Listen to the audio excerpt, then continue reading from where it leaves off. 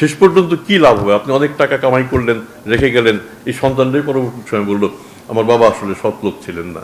আমি জানি এর মধ্যে আমার সহকর্মীরাও কেউ কেউ মানে ধরে নিচ্ছে যে একটা দল ক্ষমতায় আসবে, ওইদিকে ঝুঁকে পড়ি। এই ঝুঁকে পড়াটা কিন্তু শেষ পর্যন্ত ভালো হবে না।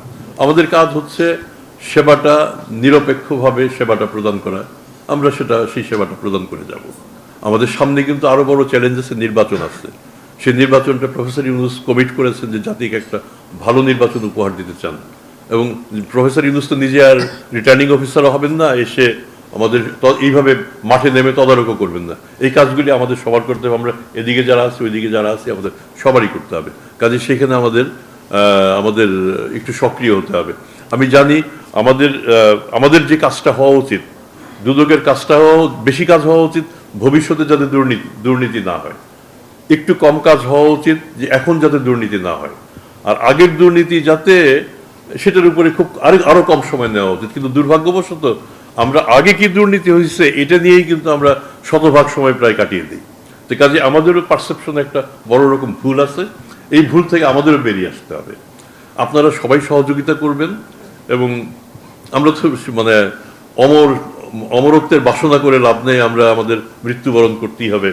চেয়ারের জন্য খুব আমরা চেয়ার ধরে রাখতে পারবো কয়দিন? একটা না একটা সময় চেয়ার ছাড়তে হবে।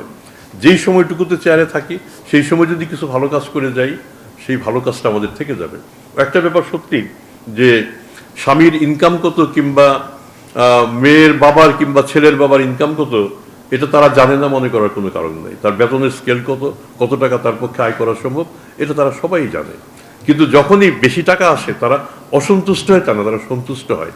কিন্তু এটাও আমাদের মনে রাখতে হবে, মনে মনে তারা কিন্তু বাবাকে চিহ্নিত করে আমি কিন্তু ঘুষখোর বাবার সন্তান। এটা যদি আমাদের মধ্যে ঢুকে, শেষ পর্যন্ত কি লাভ হবে? আপনি অনেক টাকা কামাই করলেন, রেখে গেলেন, এই সন্তানটাই পরবর্তী সময় বললো আমার বাবা আসলে সৎ লোক ছিলেন না। এখন আমাদের নারী কলিগরাও ঘুষ খান, এই অভিযোগ আসে। তো সেক্ষেত্রে আমার মা সৎ মা তো ডিফারেন্ট জিনিস, সততা তার ছিল না। এরকম ঘটনা পৃথিবীর ইতিহাসে ঘটে না যে প্রধানমন্ত্রী পালিয়ে যাবেন, বাইতুল মোকাররমের খতিব পালিয়ে যাবেন, চিফ জাস্টিস পালিয়ে যাবেন, বিভিন্ন ডিপার্টমেন্টের প্রধানরা পালিয়ে যাবেন।